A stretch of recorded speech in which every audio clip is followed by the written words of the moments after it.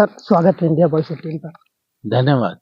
Sir, कैसा रहा आपका सफ़र और पद्मश्री से सम्मानित होना, प्राइमरी स्कूल में पढ़ना, अब यहाँ तक का सफ़र अब पद्मश्री के लिए तो कैसा लगा?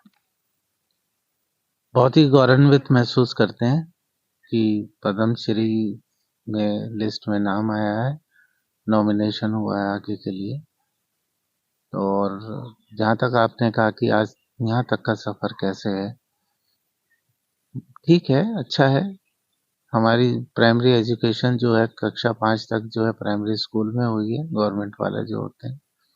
उसके बाद में जो इंटर कॉलेज होते हैं उसमें रही है माध्यमिक तक। उसके बाद में यहाँ पर आ गए हम लखनऊ में, एमबीबीएस यहीं से किया और किंग जॉर्जेस मेडिकल कॉलेज से एमडी मेडिसिन किया। उसके बाद में गैस्ट्रोएंटरोलॉजी जब हमने किया, टेस्ट दे के आए तो संजय गांधी पीजीआई में आ गए। तो पहले हम रेजिडेंट थे गैस्ट्रो के, फिर वापस चले गए पीजीआई चंडीगढ़ में और उसके बाद यहाँ पे एज ए डायरेक्टर आ गए। जहाँ तक ये सफ़र की बात करें तो जो संस्कार हमें अपने घर से मिले हैं तो हम उनको श्रेय सबसे ज़्यादा देते हैं। उन संस्कार की वजह से पर्टिकुलरली हमारे माता पिता पिता बहुत ही मेहनती थे, ऑनेस्ट आदमी थे, अपराइट पर्सन थे। तो उनसे जो हमको डिसिप्लिन मिला है वो बहुत इम्पोर्टेंट रहा है। इससे फ़र्क नहीं पड़ता कि आप कॉन्वेंट में पढ़ते हैं या प्राइमरी में पढ़ते हैं, वो तो एक पढ़ाई का, नॉलेज का माध्यम है।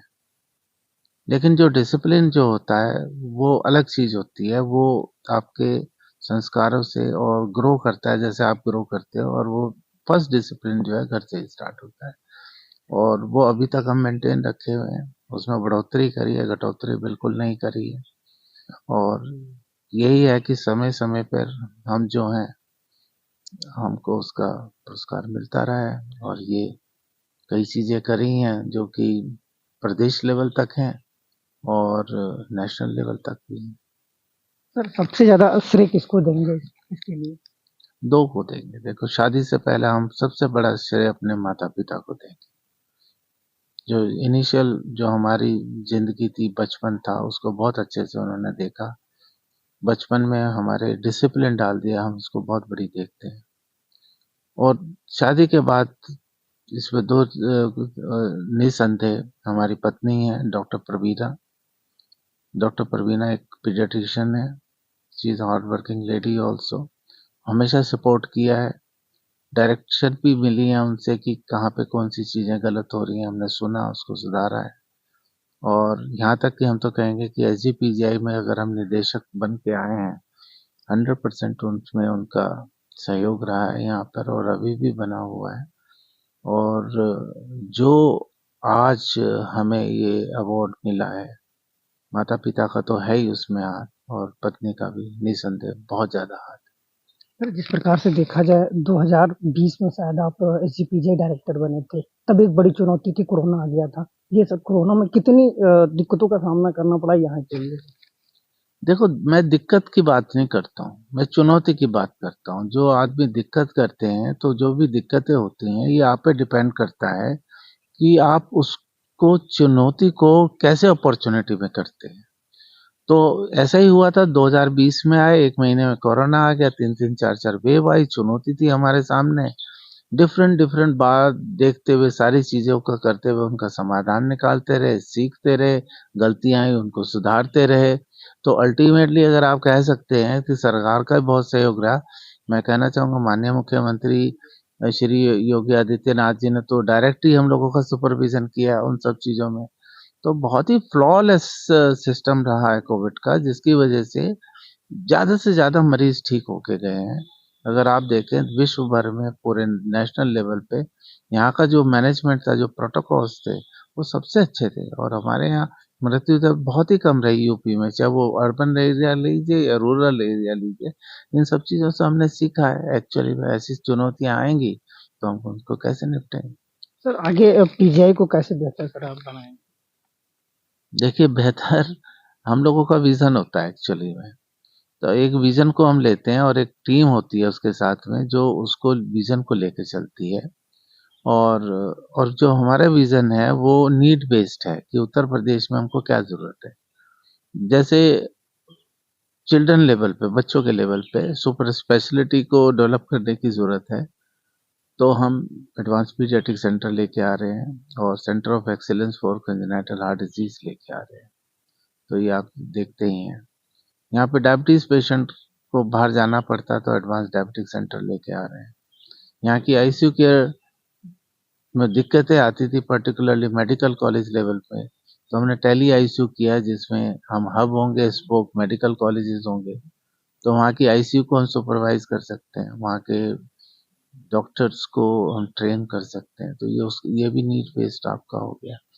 कोरोना आया तो इन्फेक्शियस डिजीज का डिपार्टमेंट को, तो मतलब हम जो जो हमको जरूरत पड़ रही है यहाँ पे, तो उसके लिए हम फैसिलिटीज उपलब्ध करा रहे हैं, हर लेवल पे करा रहे हैं कि पेशेंट केयर उसकी बढ़िया हो और जो डॉक्टर बने हैं उनको केयर करने वाले भी उच्च स्तरीय हों।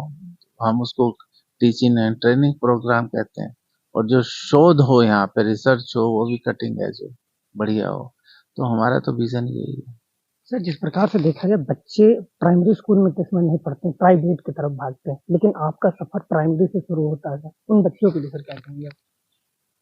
देखिए, अगर आपकी जिंदगी में जितना जल्दी डिसिप्लिन आ जाए, तो इस चीज का फिर वो महत्व नहीं रहता आपके कौन से स्कूल से पढ़े हैं, है ना। स्कूल तो एक आपको माध्यम है कि आपको एक्सेल करने, अगर आपके साथ में संस्कार ठीक हैं और आपके डिसिप्लिन है, तो ये बहुत इंपॉर्टेंट चीजें होती हैं। तो जो भी शिक्षा स्कूल में तो पढ़ाया जाता है, बाकी काम तो खुद ही करना पड़ता है। वहाँ पे 70% पढ़ाया जाता है, 100% में तो आपको लेके जाना होता है और समयबद्धता भी बहुत जरूरी होती है। तो ये सारी चीजें ना बहुत इंपॉर्टेंट हैं। तो मेरे हिसाब से आप गवर्नमेंट स्कूल में पढ़ें या आप जितने कॉन्वेंट हैं उसमें पढ़ें, मेरे हिसाब से तो कोई प्रॉब्लम नहीं है।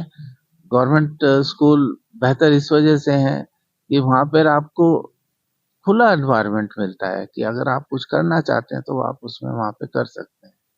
ये बहुत इम्पोर्टेंट चीज़ है। तो मैं तो आज भी कहूँगा कि अगर मेरे को दोबारा से चांस मिले कि आप किधर जाएंगे, तो मैं तो फिर से कहूँगा कि मैं गवर्नमेंट स्कूल में ही पढ़ना चाहूँगा। सर, एक बचपन से कोई याद ऐसी जुड़ी हो प्राइमरी स्कूल से, जो साझा कर सकते हैं सर हमारे साथ? होता है, बचपन की यादें होती हैं कुछ ऐसी। देखो, बचपन की यादों में ये है, पढ़ते तो हम थे ही, लेकिन उससे ज़्यादा हम लोग खेलते थे। और खेलने में मेरे को अभी भी ध्यान है कि हम उस समय की चीज़ें अलग होती थी, कि जैसे साइकिलिंग है, बैडमिंटन है, गिल्ली डंडा भी है।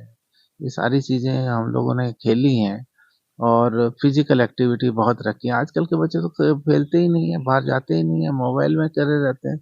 वो सब चीज़ें डिस्ट्रैक्शंस नहीं थे, तो हम खेलते बहुत अच्छा था। और ये साथी याद आते हैं जिनके साथ में ये सारे गेम खेलते थे। आज भी हम उन लोगों के कांटेक्ट में हैं। तो ये बचपन की यादें हैं। सर, जिस प्रकार से आप खेलते बहुत अच्छा, तो फिर और डॉक्टर होना है तो बड़ा सफर हो गया फिर। देखो, समय-समय की बात होती है, बचपन खेलने के लिए भी होता है, पढ़ने के लिए भी होता है। मेरा मानना है कि खेल उतना ही इम्पोर्टेंट है जितना पढ़ना इम्पोर्टेंट है। बचपन से जैसे ही आप यूथ में जाते हैं, तो आप थोड़ा-सा रिस्ट्रिक्टिव हो जाते हैं खेल में, टाइम बाउंड हो जाते हैं, लेकिन बाकी की चीज़ें आप ज़्यादा करने लगते हैं। तो ये तो सफ़र है एक्चुअली में। आपकी कौन-सी अवस्था में है, इस पे सारा डिपेंड करता है। सर, नए यूथ को सर आप क्या कहेंगे? नए जनरेशन जो सर पढ़ाई नए के लिए, जनरेशन स्कूल जो के लिए बच्चों कुछ। की आ रही है, मैं उसको उनका एक ही संदेश देना चाहूँगा। एक तो वो खेलें ज़रूर, फिज़िकल एक्टिविटी होना चाहिए। और दूसरा, घर का खाना खाएँ, जंक फूड ना खाएँ, उससे मोटापा होता है, उससे डायबिटीज़ होती है, बच्चों में बढ़ रही है मोटापा वगैरह। तो इसलिए घर का खाना खाएँ, 2 घंटे तो कम से कम खेलें ही खेलें, ये बहुत ज़रूरी है। और पढ़ाई भी करें, खेलें भी उतना, खेलना भी उतना इम्पोर्टेंट है, ये मेरा संदेश है। जिस प्रकार से देखा जाए, जो हमारे साथ बात करने के लिए पीजीआई के डायरेक्टर आर के धीमान थे, और जिस प्रकार से उन्होंने बताया कि इन्होंने प्राइमरी स्कूल से पढ़ाई की, पीजीआई के डायरेक्टर, उसके बाद पद्मश्री से सम्मानित, ये बड़ा गौरव का विषय है। सहयोगी जयसवाल तिवारी के साथ अमित सिंह, इंडिया वन लखनऊ।